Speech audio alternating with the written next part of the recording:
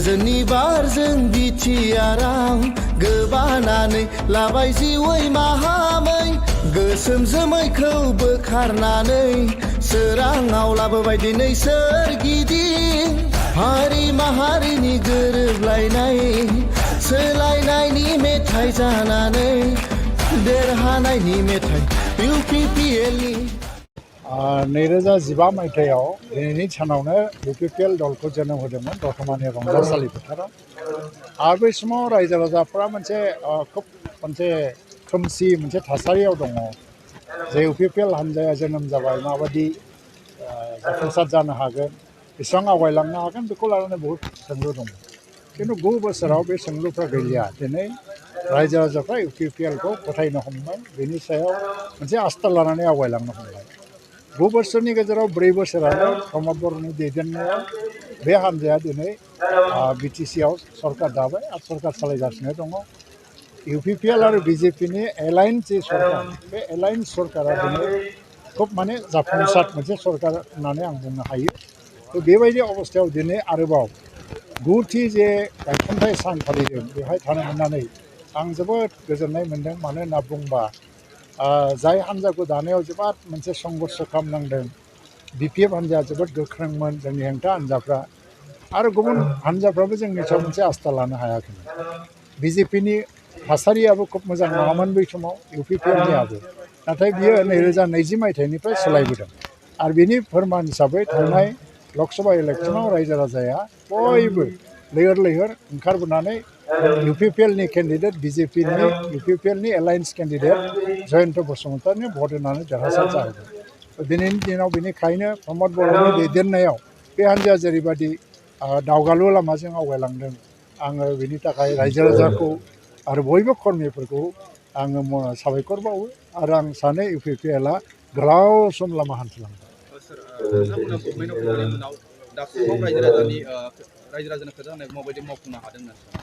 हमनानै लादो दिनै बिटिआर एकर्ड होननानै बुंबा मा गामि बारायनाय थ' बियो जों 41टा गामिखौ अलरेडि सोबाय आं बेखौ सम सम क्लियारिफिकेसन होबोगासिनो दं जे जोंनि डिमान्डेड सानजाहा सनितपुर आरो बिश्वनाथआव दाबि खालामजानाय गामिफोरनि संख्याया 1300सो दङमोन आरो 1300सो गामि दङमोन नाथाय 1300आ एक्सुवेलि 1300 नङा खारन बेफोर साब भिलेज हेमलेट आरो फिसा फिसा थुख्रा थुख्रा गामिखौ लानानैसो 1300 गामिनि अंक खालामनाय जादों दा बेखौ लासैनो मोनसे फर्मुलायाव फरेस्ट भिलेज आरो रेभिनिउ भिलेजाव साबजिउन खालामनानै माखासे फिसा फिसा गामिफोरखौ ज' खालाम गासै 41टासो गामि हाबबाय आरो नै दा 19टा गामिया अलरेडि क्लियार जानानै दं आरो लोगोसेबावनो गासै प्राय माने 49टा गामि बेनि सायाव प्रसेसा सोलिगासिनो दं थारमाने नेक्स्ट केबिनेटहालागै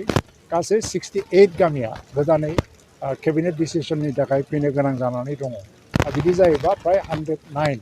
गामिया गोदानै हाबबावनायनि 109 माने मा फिसा फिसा थुख्रा थुख्रा गामिखौ लाजोबनानै बियो 400 to 500 गामि बेबायदि लामा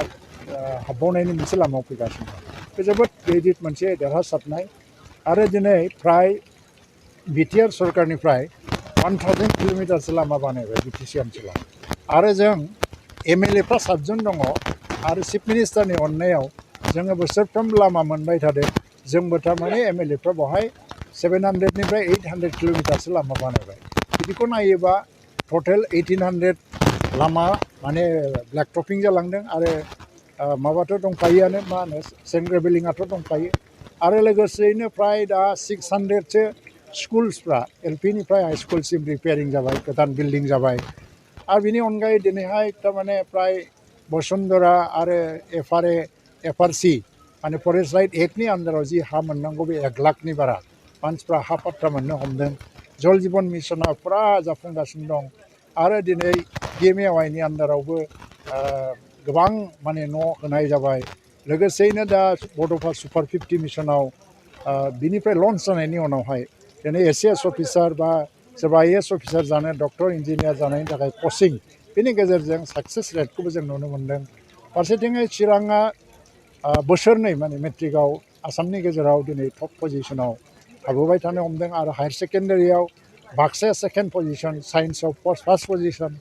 क'क्राझाराबो एभारेजलि मोजां आरो उदालगुरियाबो मोजां जाबोगासिनो दङ बे एडुकेसन सेक्टरनिफ्राय लानानै खालि हेल्थ सेक्टराव जोंहा माखासे मावनो गोनां दंबाय थायो गोबां बिथिङाव एकर्ड इमप्लिमेन्टेसनाबो दिनै जाफुंलांगासिनो दङ आरो माखासे जि सेन्ट्रेल प्रजेक्टनि खोथा स्पेसियेल पेकेज 1500 क्र'र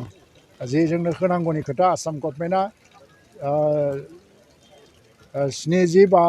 50 कोटि माने रां होगोन 750 कोटि रां होगोन सेन्ट्रेल गभर्नमेन्टआ 750 कोटि रां होगोन बेफोरबो दिनै गोबां प्रजेक्टफ्रा एप्रुभेलनि लामायावनो थांगासिनो दङ फारसेथिङै गभर्नमेन्ट अफ इन्डिया 125th एमेन्डमेन्टनि गेजेरजों बिटिसि ओनसोलाव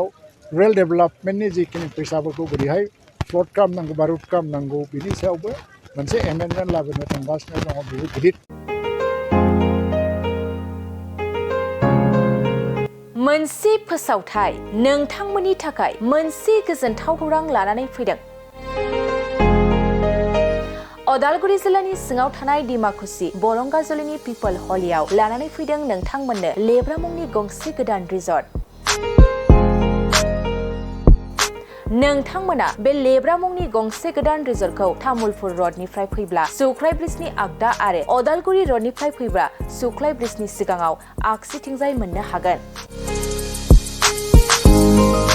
लेब्रा मुंनि गंसे गोदान रिजर्टआ नोंथांमोननो गोसोबायदि सुबिदा खालामनानै होनाय जादों नोंथांमोना बे लेब्रा रिजर्टआव बर'नि गासै जाग्रा जामुंखौनो मोननो हानायजों लोगोसे बेवहाय नोंथांनि सुबिदा बायदि अर्डार खालामनानै जानो हागोन जुदि नोंथांमोना तामुलपुरनिफ्राय अदालगुरिसिम थांनाय समाव ओंखामजों लोगोसे बायदिसिना जालांनो गोसो दंब्ला नैबे 8638879656 जानबुं नम्बराव कल खालामनानै सिगांग्रो अर्डार खालामहरनो हागोन